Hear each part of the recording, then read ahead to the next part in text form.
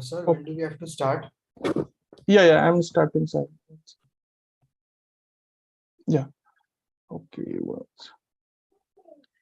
Yeah, hi everyone. Welcome to the live session 2 for the getting started with competitive programming.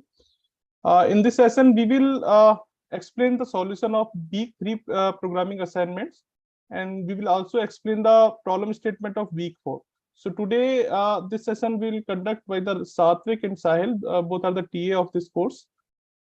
So if you have any question, you can ask in the comment of the YouTube. Okay. Yeah, Sahil and Satvik, you can start. Okay, so we'll start with question 2.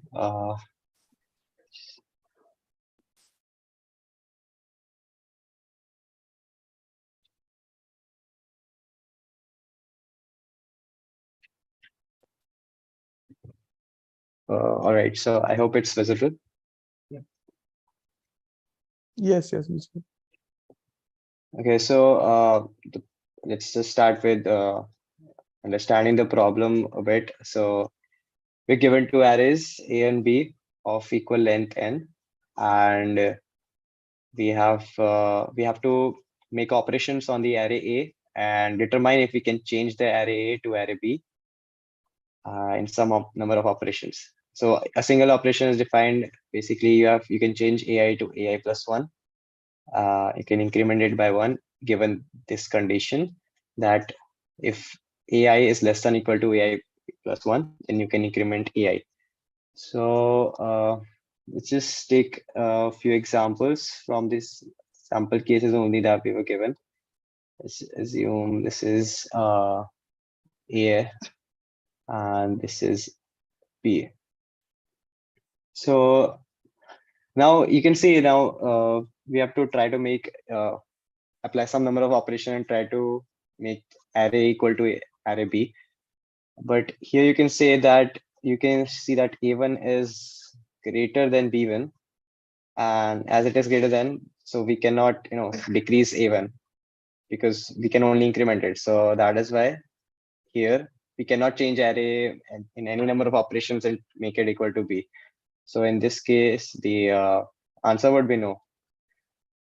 And let's just take another example.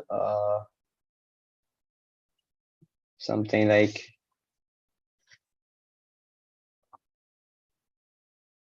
just if instead of here we were given like maybe 2, 4, 4, and 3, then we could have incremented AI by 1 because A1 is less than equal to A2. This is 2 and this is 4. So that is why we can increase A1, that is 2 to 3, and make it equal to B1. So in this case, the answer would be yes. So this is the problem, and you can say, yeah, this is the idea behind the problem. And now we can try to look into the solution approach to this problem. So first observation that we can make from the given question is that AI should always be less than or equal to B1, because if AI is greater than B1, then definitely we cannot change AI in such, because we cannot decrease AI. Second, we can say that, for example, if from the, just take the example of here only, like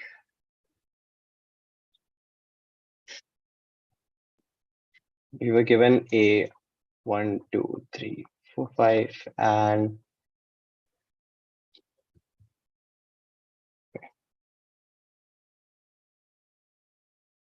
we were given 2, 4, 2, 4, 1, 3, and B as 6, 4, 2, 5. So here, if you observe the first index, that is A1, and can we make A1 equal to B1 in any case? No, because the maximum value A1 can go to So to increment a1, we have to obviously check this condition always. So a2 is given 4. And so what a1 can go to, you can increment a1, it's 2. You can increment it to 3. Then you can check it with 4. It's still less than. You can increment to 4. And then again check it with 4. It's equal, but this condition is still satisfied. So you can increase to 5. You cannot go further than this because now this condition does not hold. So the maximum value a1 can go to is 5.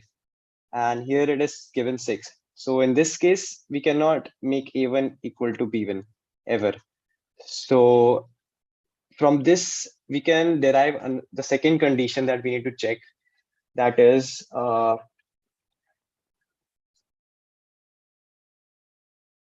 this is observed. So a1, the maximum value a1 can go to is a1 plus 1 plus 1. a1 plus 1, it's less than bi plus 1. So the maximum value ai can go to is bi plus 1 plus 1. So now if bi ever goes beyond greater than this bi plus 1 plus 1, then we cannot change ai to make it equal to bi.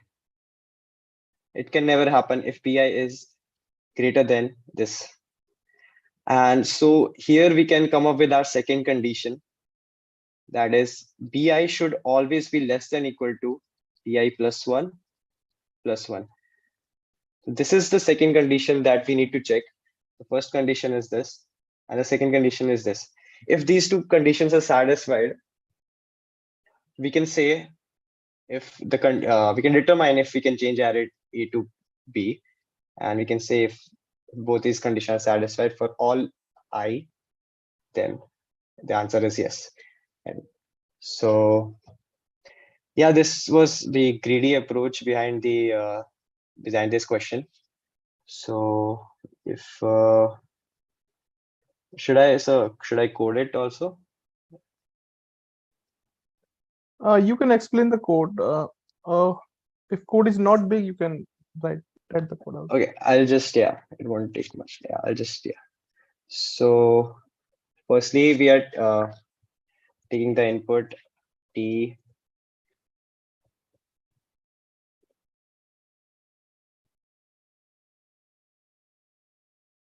Now we're taking the input n, and then we are initializing the two arrays a and b, and then take inputs for this also.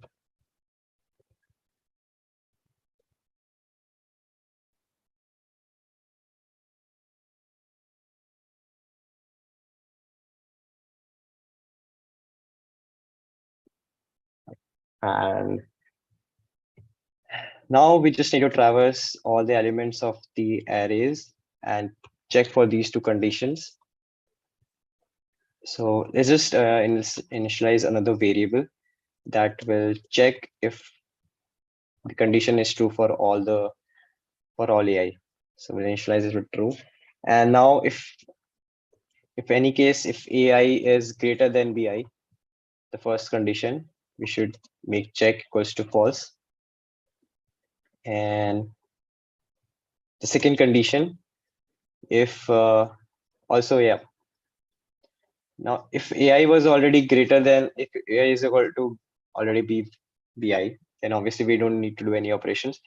So here we'll just check if ai is not equal to bi, and then check for the second condition.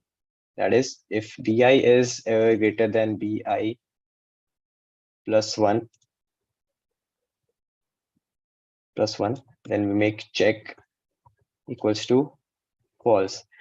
Now we have to notice that the second condition that was given to us was, basically in the question it was given that if for I equals to n, we have to check if ai is less than or equal to a1. So this is like given the cyclic array. So just remember that for cyclic arrays, if you want to traverse it, we just use modulo n. So in this, it will return if I was equal to n, this would return 1. So this is what we do for cyclicity. So these were the two conditions that we have checked from the for loop, traversed all the I. Finally, we have to return the values. If check was true, will print yes, and else if check wasn't true, if the condition didn't hold, then we'll just print no. So this code should work. Let's just take the inputs, sample inputs that were given to us.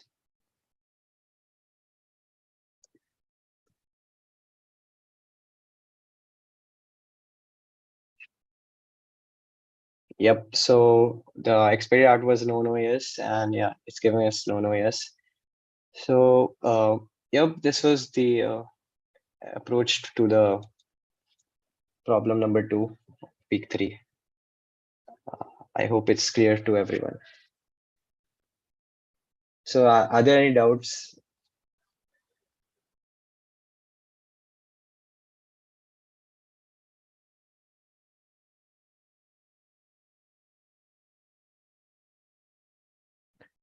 Yes, Satvik, so just quickly revisit the code once. What Yeah, it did so in the code, yeah. Again from the start. Okay, so first we are taking the inputs, the number of test cases, then the length of the array n, and then the array a and b. So we are taking the inputs, and now finally we are here in this loop. We are just checking for the two conditions. We're traversing each AI, just like I explained earlier. We're checking for the two conditions 1 and 2. If AI is equal to bi, so if any place, if AI is greater than bi, then obviously the answer directly should be no. So we are just making our variable check equals to false. And then in the second condition, that was if we have to check if pi is less than equal to pi plus 1 plus 1. Here we came up with the second condition. We have to check this condition. It's greater than this condition, that if it didn't hold, then we just make the variable check equals to false. So this is what we are doing in the code. So yeah, finally we'll just check.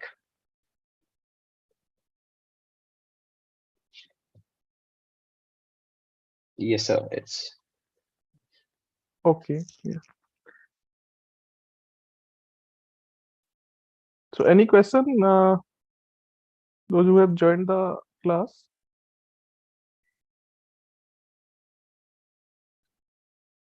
Okay. Yeah, so you can explain the another problem. okay, sir. Yeah. Yes, Sahil or you. Sir, so like I'll explain the week 1 question. Like, could you make me the host so that I could share my screen? Okay, so I think Karthik have made you. No, like I am using my iPad, so Okay, I one have to second. share. Yeah. Yeah, Karthik, can you give the permission to the Sahil's iPad ID?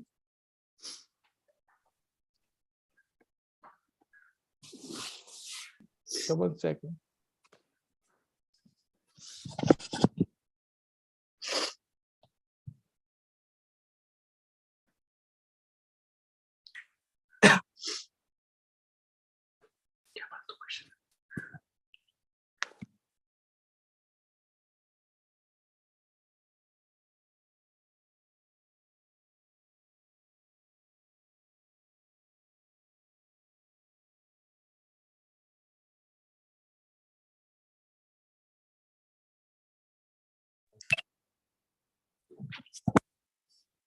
Sir, I'm not able to share my screen using my iPad. Yeah, 1 second. Yeah. Yeah, I'm asking to the host.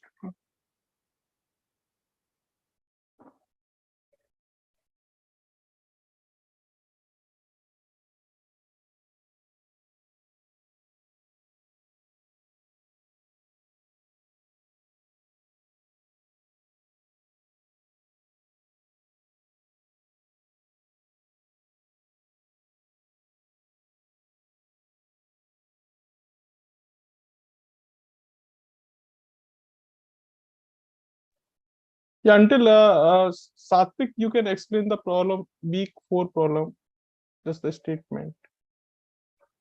Okay, week 4 problem. Yeah, sure. Yeah, problem statement only. Explanation. Yeah, so the problem is we're given two permutations, two arrays A and B, and permutation is permutation is an array consisting of n distinct integers from 1 to n. So they are and the order can be arbitrary. So a permutation, for example, could be 1, 3, 2, and 4. So this is of length 4, and here n equals to 4. And the numbers should be distinct integers from 1 to n. So now what we have to do is, using both these permutation, a new permutation C has been formed, and it is defined as follows. So basically Ci can be equal to Ai or Bi. And yeah, so this is the condition for making the new permutation C. And yeah, remember that this is also a permutation just like A and B. So now what we are given in the question is, we will be given the array A, the array B, and another array X. So this X is basically representing C, but it is missing some values. So the missing values are denoted by 0. And basically, so if xi can be equal to 0, ai, or bi, 0 represents the missing values. And yep, so what we just have to determine that what values can we put in place of this 0, such that this condition obviously follows for C. And we have to determine if the number of possible permutations that we can come up with for x.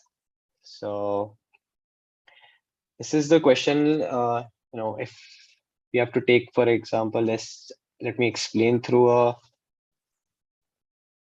simple test case. Like, so if we're given input 2, 3, 1, A is given 2, 3, 1, B is given 3, 1, 2, and C, basically X is given 0. Basically, none of the values are given for C. All are missing values. So if you observe what can come at index 1 for x1, it can be either 2 or 3. Now let's just take, for example, if we just take at the first position, if we just take 2. Now let's just look at the second position. If we have taken 2 at the first position, so as it is a permutation, we cannot repeat values. It is given that in a permutation, it should consist of distinct integers. So at the third index, if we have already included 2 in our permutation, so at the third index, it should definitely be 1. So 1. And once 1, 2 have already come, and if you're looking at the second index, then the only value that can come here is 3. And let's look at another condition. If x1 was 3, now we have already included 3 in our permutation. So at the second index, x2 can only be 1 because 3 has already come. And in the last index, it should be 2. So in this case, we have come up with a total of 2 possible permutations for C. Let's just take one more example.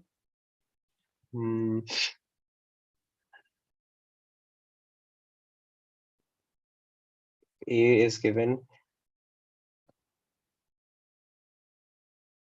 1, 2, 3. And B is given 2, 3, 1, 7, 6, 5, 4. And the X array given to us is 2, 0, 1, 0, 0, 0. So we have been given x1 and x3, and the rest are missing values. And now we have to determine the possible permutations of C or X. So let's just start with the second index. Now let's just write our permutations here.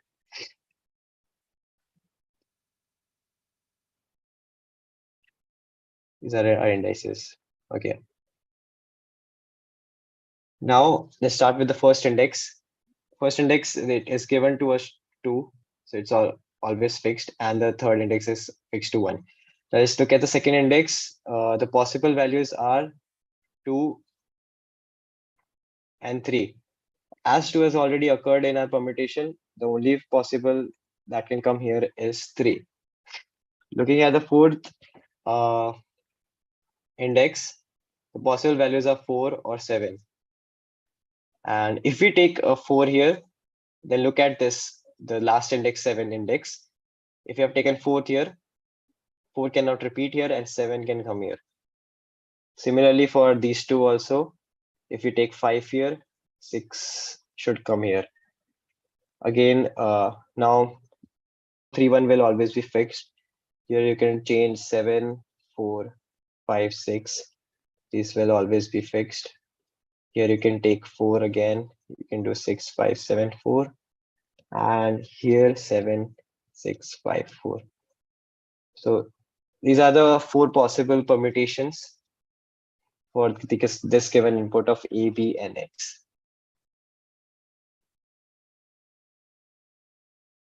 I hope it's clear. If you want me to explain another test case, I will do that.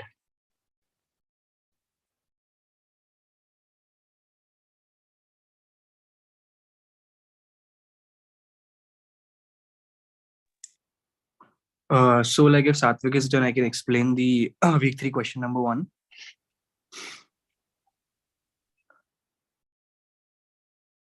Yes, Sahil. Cool.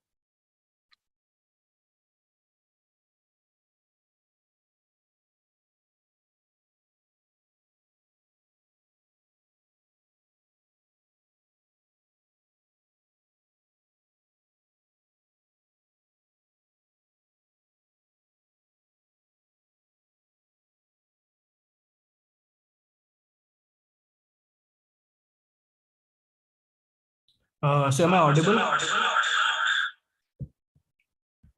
Yes, Sahil.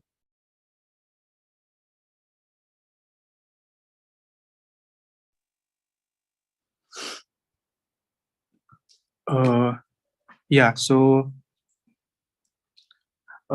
like the first question of week 3, what it says is,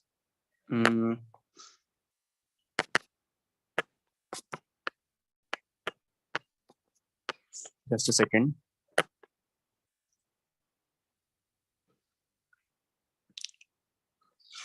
So we have been given Sahil, an, yeah. your screen is not coming in the full screen mode. It is coming in the vertical. Yeah, now it is fine. Okay, cool. So the question says that we have been given an array,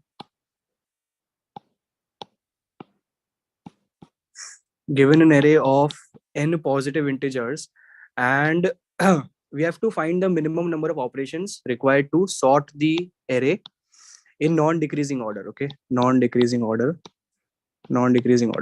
And what how we have defined the operation is, we have to choose an integer x, and for all ai equal to x, we have to make ai equal to 0. Okay, so this is the operation. So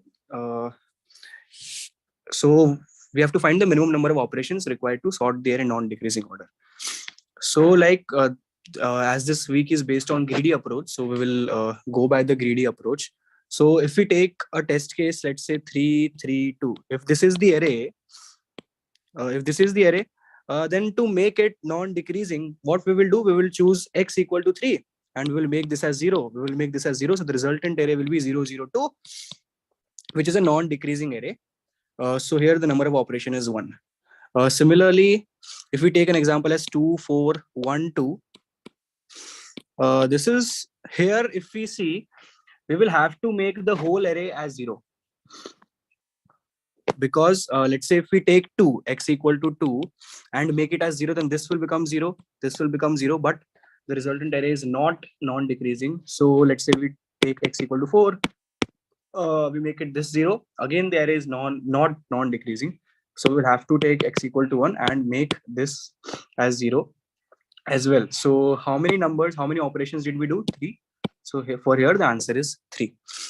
And let's say if we have a simple, let's say we have this 1, 2, 3, 4. So this array is already in a non-decreasing order.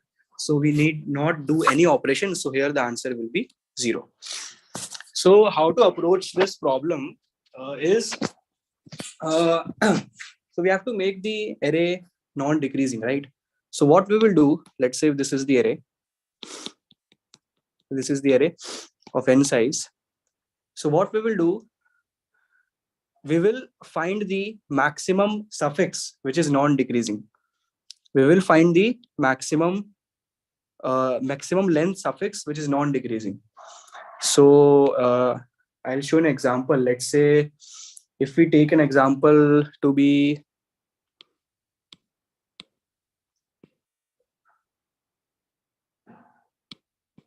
if this is the array, then what we will do, we'll find from backwards the maximum length of the suffix array, which is non-decreasing. So this is the array, maximum length suffix array, which is non-decreasing, because 2, 3, 4 is non-decreasing. So we don't need to touch this array, right? We will not use any, we will not waste any operation to make any element of this array equal to 0, because this is already non-decreasing. So why to waste any operation, right? So we will not care about this, and we will only care about this prefix array, which is 715. So we count the number of distinct integers in this prefix array, which is equal to 3, because 715, 3 distinct integers. And we will make this as 0, we will make this as 0, we will make this as 0. So the answer will be, so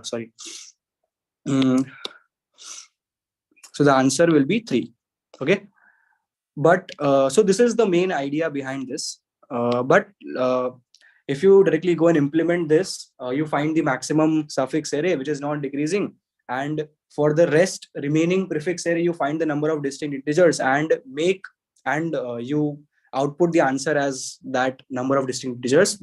That will give an incorrect output in some test cases. For example, we take this test case 2412. Here the maximum length suffix array, which is non-decreasing, is this.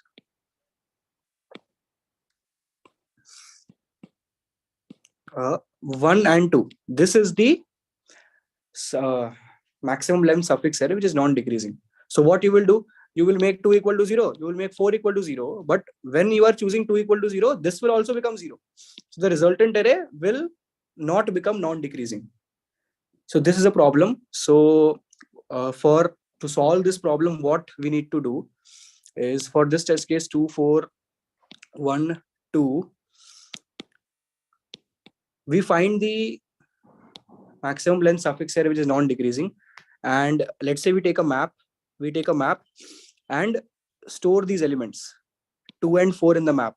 So like a key value pair will be there, which will be 2, 1 and 4, 1. So 2 is the value, and 1 signifies that, okay, 2 is present in the prefix array. Okay. If multiple 2s are present, then also the map will look like this only, because we just have to count the distinct elements. So the map is this, right? Okay. So now what we will do, we will traverse from the backend side. And we will check if ith element is present in the map or not. If it is present in the map, that means from this point, let's say, okay. So let's say this was the maximum length suffix array you found.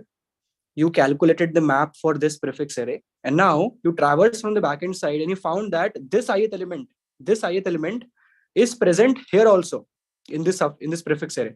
So if you will make that element 0 here, it will also become 0 here.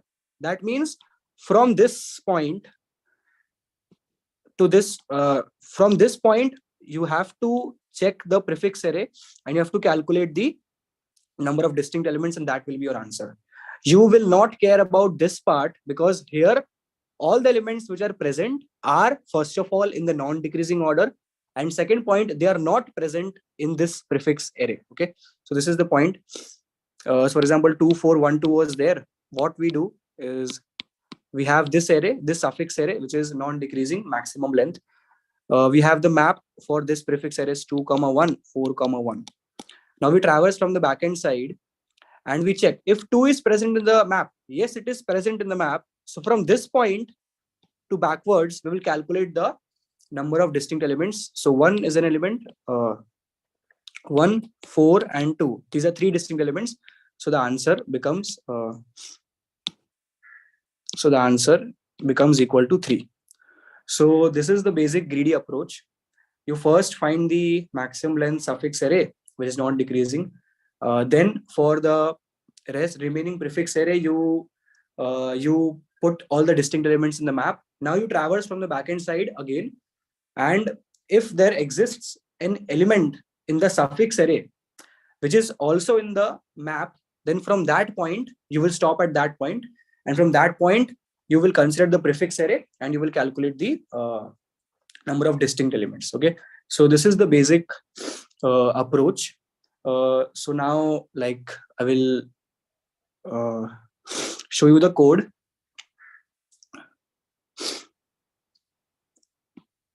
So okay, so we are taking int n cn, which is the length of the array. Then we are inputting the vector. Okay, now what we are doing here, this part, we are breaking at index I. We are traversing from the backend side. And we are finding the maximum length subarray, right? If v of I minus 1 is greater than v of I, that means if the previous element is more than the, let's say this was the array, and if this element, if this is A and this is B, and if A is more than B, that means here we will break. This is the maximum length subarray which is non-decreasing. So here we will break. So we have calculated, we have found that index I. Okay. Now after finding that index I, so this is the condition, if index is -1, we have initialized the index with -1. If the index is -1, that means the whole array is non-decreasing from initially only. So we will just output 0 and we will return. Okay.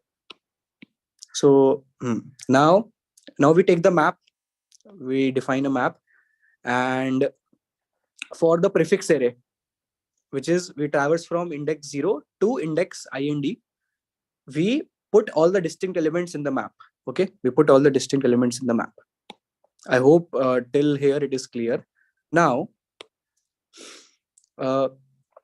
so this part,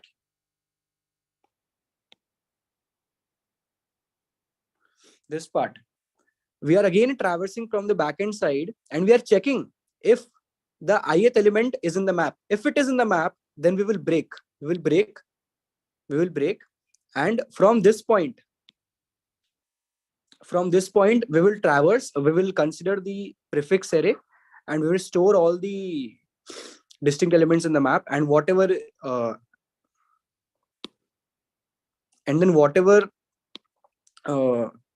so for auto x in M answer plus, that means the number of elements, like this answer will be equal to the number of elements in the map. So we are outputting the answer. Okay, so I hope this is clear. So the main part is this only, that once we have found the suffix array, then we will have to again check from the backend side if any element in the suffix array is also present in the prefix array. Then from that particular element, let's say that particular element's index is I, then from 0 to I, we will have to consider this prefix array 0 to I, and for this array we will have to calculate the distinct elements, number of distinct elements, and that will be our answer. You can calculate the distinct elements by using a map. We have done using a map here. So this was the solution. I hope everyone understands it. So yeah.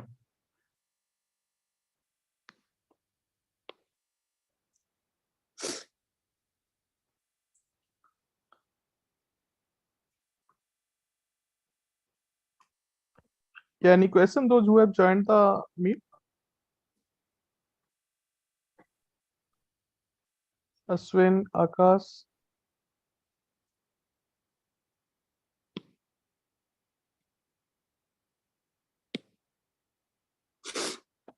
Okay, that's it. So Sahil, you can also explain the week 4 problem. Yeah, so week 4 is based on DSU, which is disjoint set data structure. So the question says you are given an undirected graph with n vertices. Each vertex represents a city.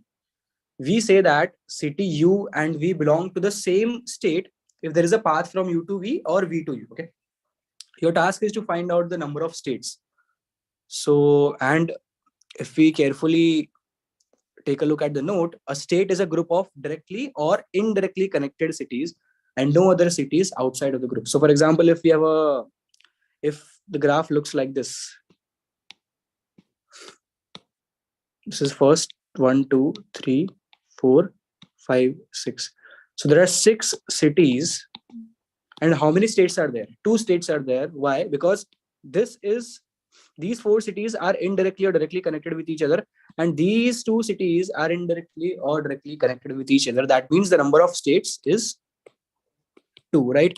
So basically the question boils down to find out the number of connected components in a graph using a data structure, which is GSU. And so like it is a very simple to understand this question. And if we talk about the constraints, then I think you guys can like do this question very easily if you use data structure, if you use the DSU. Let me show you this. Let me like show you and like explain you this example. So here, like how are we taking the input? The first line contains a single integer t, the number of test cases, and the first line of each test case contains the integer n and m, the number of cities. N is the number of cities and m are the number of edges. Next n lines will contain 2 integers u and v, indicating that there is an edge between u and v. Okay, so 1 is the test case, number of test cases, so only one test case. 10 and 7, so n equal to 10 and m equal to 7. So 10 are the number of cities, 7 are the number of edges. Now these 7 edges, so we have edge from 1 to 2, we have edge from 2 to 3, we have edge from 1 to 3, we have edge from 4 to 5, we have edge from 4 to 6, we have edge from 5 to 6, and we have edge from 7 to 8. So if we like, how many connected components would be there in this? And okay, so we have also 1, 9, which is a city, and 10, which is also a city. So in this graph, how many connected components are there? This is a connected component, this is a connected component, this is a connected component, this is a connected component, connected component. So there are 5 connected components. That means there are 5 states. So yeah, so like you just have to calculate the number of connected components. So yeah, that is all about the week 4 programming question number 2.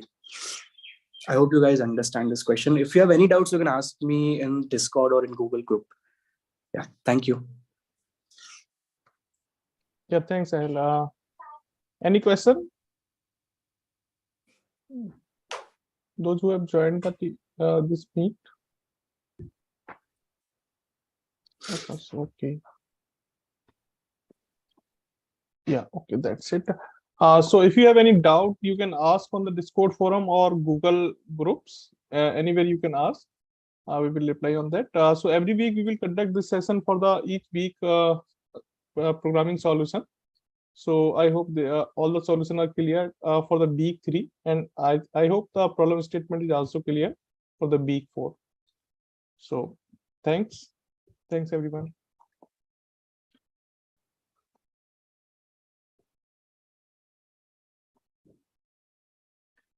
Yeah, Karthik, you can stop.